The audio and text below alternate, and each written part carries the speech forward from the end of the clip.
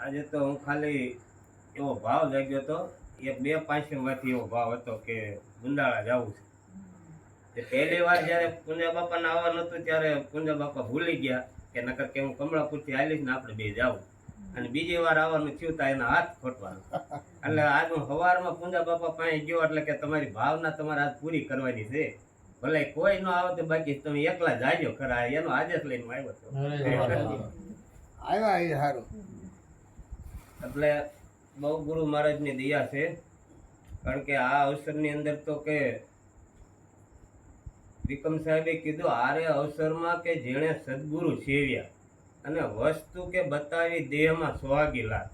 કારણ કે મનુષ્યનો અવતાર તો આ આપણે તમે જુઓ તો અસંખ્ય ને અપાર છે, પણ મનુષ્યનો સાર્થક ક્યારે થાય કે કોઈ જાગતા પુરુષ સંતને એનો ભેટો થઈ જાય તો જેમ સેમ આ સત્ય જ્ઞાન જે પોતાનું નિજ સ્વરૂપનું જ્ઞાન છે એ ત્યારે આ મેળ આવે એવું છે. એટલે ગોરખનાથે એમ કીધું કે હે મનસા માલણી જાગતા નર સેવ તો તને મળે નુરીજન દેવ.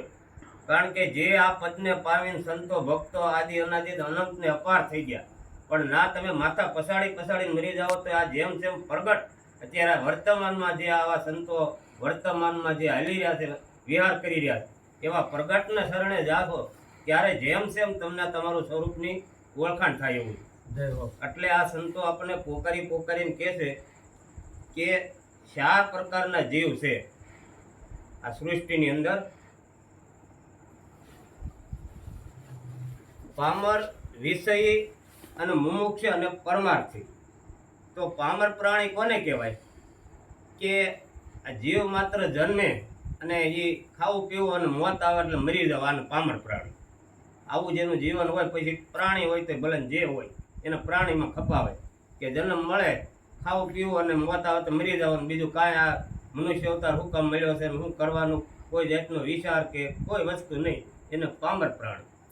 પછી એક વિષય જીવ, એને દુનિયાની અંદર મને ક્યાંથી સુખ મળે આવો જે વિચાર કરે ને એ વિષય જીવ. પોતાનું સુખ ઈસે કે આ જગતની અંદર હું કેમ સુખી થાવ, મને બધી આ સુખ વૈભવ બધું મળે વિષય વાસનાના, એવું જે વિચારે એ વિષય ભોગ. અને ત્રીજો જે પ્રકાર કીધો છે સંતોએ કે મુમુક્ષ છે.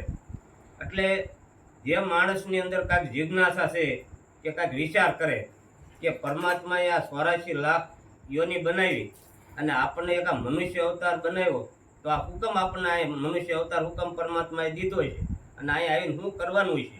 જો આવો કોઈને વિચાર આવે તો એ માણસ થઈને આવ્યો ને એવો એનો વિચાર એ આવ્યો કહેવાય કે ભાઈ આ પરમાત્માએ મને મનુષ્ય અવતાર તો દીધો છે, તો હવે અહીંયા આવ્યો છો પછી આ ખોળિયું તો કાલે પડી જાય તો આ મારે કરવાનું શું છે.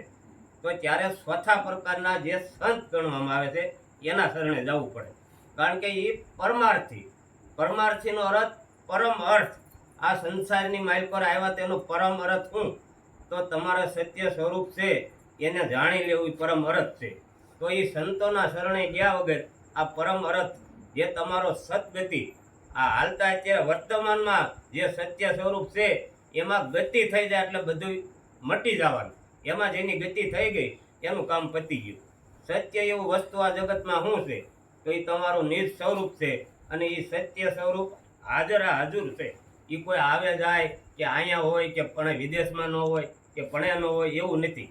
કારણ કે એ વ્યાપક સ્વરૂપ છે, એ કોઈ વ્યક્તિની વાત નથી અને ઘટોઘટમાં એ વિલસી રહ્યું. એ સત્ય સ્વરૂપ આપણા ગુરુ મહારાજે ઓળખાયું છે. કારણ કે ભવાની દાસે કીધું 52 અક્ષર કોઈ બુજે એકનું ધરે ધ્યાન.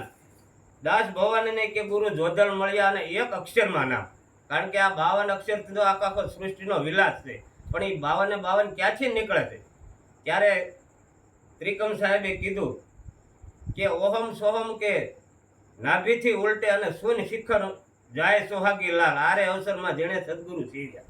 કારણ કે જે નાભી એટલે આપણે કોઈ શરીરની વાત નથી, પણ જે નિર્વાણ પદ છે, જે સત્ય તમારું સ્વરૂપ અને નાથી આ બધા શબ્દોની હારમાળા આવે છે ક્યાંથી આવે, એ પરા પસંદથી મધ્યમાં કે વેખરી 4 પ્રકારની વાણી છે. જે પરામાંથી વાણી આવે છે એ શુદ્ધ ચૈતન્ય અને સ્વરૂપ, એમાં કોઈ ભેળસેળ નથી.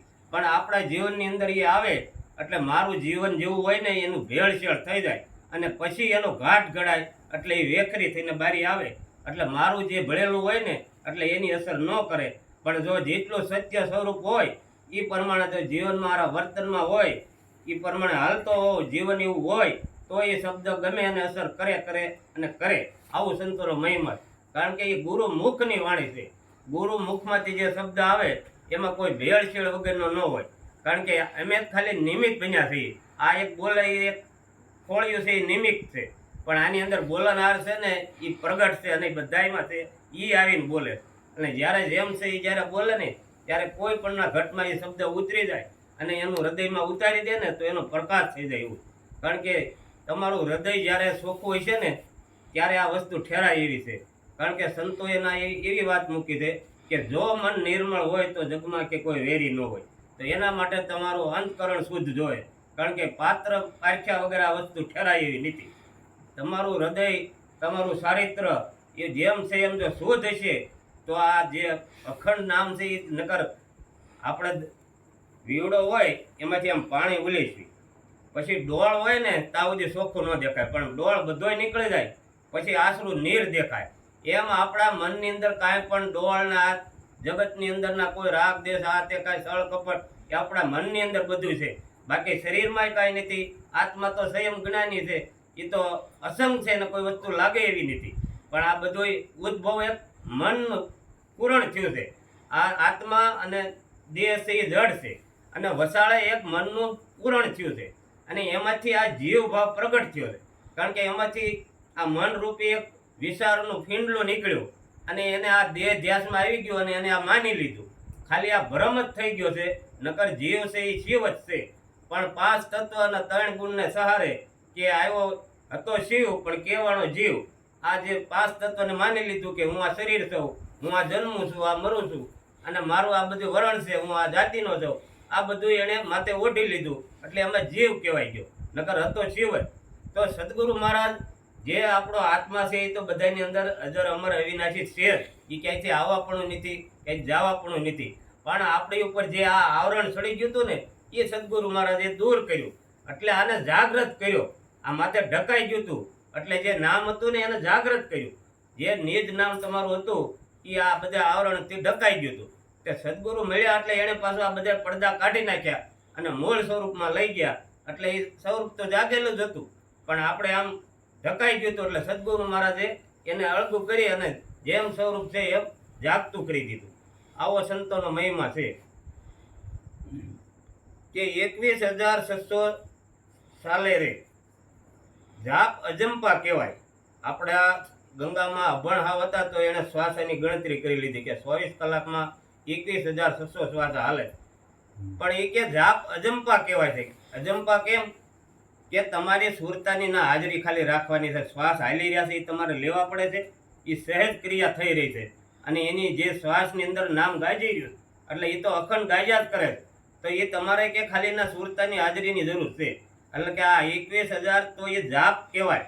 જો તમારી ના તમે હાજરમાં છો તો તમારા જાપ થઈ ગયા, જપવા નથી પડતા. કારણ કે જયરામ મહારાજ થઈ ગયા એણે કીધું જપ તપ તીરથ કાય નવ જાણું. જપ તપ તીરથ કાય નવ જાણું. સેજ રે સેજે હું સુખડાઉં માણું. સેજ રે સેજે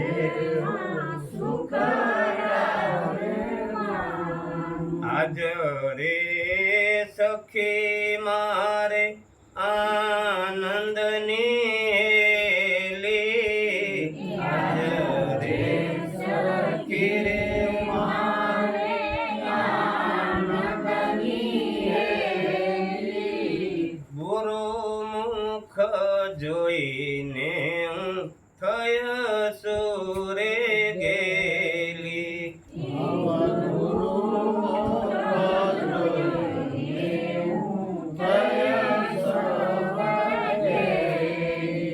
ઋષિ રે મુનિયોના ધ્યાન માનો આવે.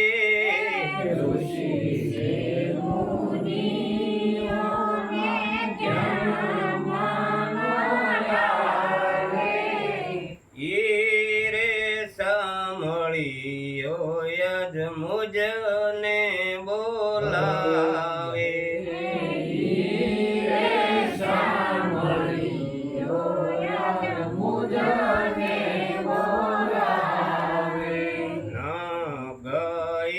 ગંગા ગોદાવરી કાશી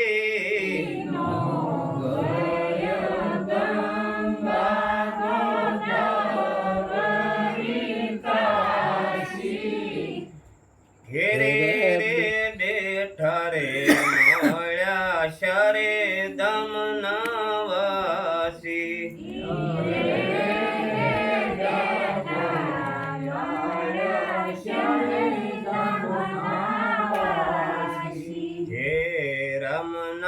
સ્વામી સેજમાં મળ્યા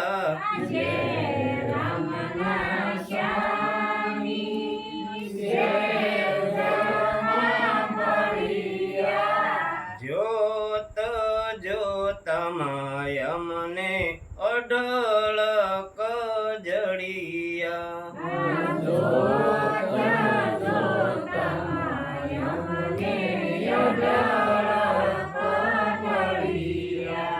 કારણ કે નામ વસન છે એ અઢળક ખજાનો છે એમ જયરામ સાહેબ કહે છે કે આ સેજમાં અમને આ નામ વસન મળી ગયું ગુરુ શરણ પાસેથી આ અઢળક આ કોઈ દી ખૂટે એવું નથી કારણ કે સંતો આદિ અનાદિથી નામનો મહિમા ગાતા આવે અને એ આ એવું જે નામ અઢળક છે કોઈ એની સીમા નથી આદિ અનાદિથી કેટલા સંતો આમાં તરી ગયા અને કેટલા આદિ અનાદિ તરી આવે છે પણ આ નામ કોઈ દિવસ એને કોઈ મહિમાનો કોઈ પાર જ નથી એવું આ પરમાત્માનું નામ છે એ આવું છે સ્વરૂપ તો આદિ અનાદિથી બધા સંતો એના જ ગુણ ગાતા આવે અને બધા સંતો પોકારીને આ મનને સમજાવવાની વાત કરે છે કારણ કે મનને અંદર મળ વિક્ષેપ અને આવરણ આ ત્રણ વસ્તુ આની અંદર આવી ગઈ છે જો આ ત્રણેય વસ્તુ દૂર થઈ જાય ભય ભ્રાંતિ ને ભેદ તો આ મન નિર્મળ થઈ જાય તો એવી રીતે જો નિર્મળ થઈ જાય તો જ એક તાર થાય પાણી અરે પાણી ચોખ્ખું કરવું હોય તો જેમ ચોખ્ખું પાણી હોય એમાં નાખી દો તો એ એકરૂપ થઈ જાય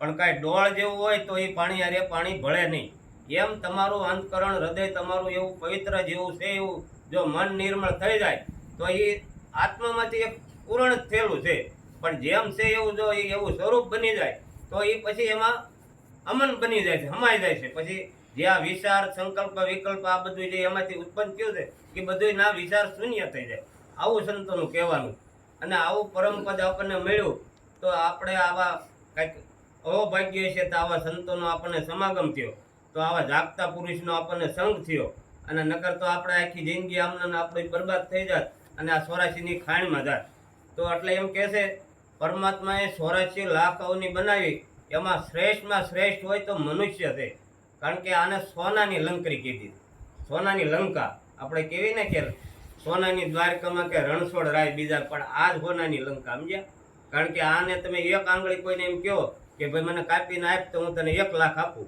કે એવી આપણે 5 આંગળી અને 5 ને 5 10 અને એવા 10 પગની એમ 20 આંગળીઓ થાય તો આપણે એક આંગળીમાં કાંઈ પાક થયો હોય તો 1 લાખ બગાડવી ખરા પણ કોઈ કે ભાઈ મને આપી દે તો આપી નહીં એમ આપણું આખું શરીર કોઈ ગમે એટલા કરોડો રૂપિયા દે તો આપણું શરીર એને આપી નહીં એટલે એવો આ અમૂલ આપણો દેહ છે તો આની અંદર રહેવાવાળો કેટલો એની શું કિંમત થાય એવું છે એમ એટલે એમ કે સરાસરમાં ઉત્તમમાં ઉત્તમ હોય તો સંતો એમ કે મનુષ્ય દેહ એવો ઉત્તમ છે આમાં 52 અક્ષર એક મનુષ્યના ઘટમાં બોલાય બાકીના બીજા અવતારમાં કોઈ શું કે કોઈ કુ કે કોઈ પોપટ જેવા હોય તો 2-4 શબ્દો આવે પણ મનુષ્યના ઘટમાં તો પરમાત્મા કે હું સંયમ આવીને કે વસું છું અને મારું પૂર્ણ સ્વરૂપ છે બીજામાં મારી ચેતન શક્તિ છે પણ મનુષ્યના ઘટમાં હું કે હોળે હોળ કળાએ પૂર્ણ રૂપે સૌ એટલે આમાં શબ્દનો પૂરેપૂરો ધ્વનિ થાય છે બીજા કોઈ ઘટમાં શબ્દ બોલાતો નથી એટલે આ સંતો આપણને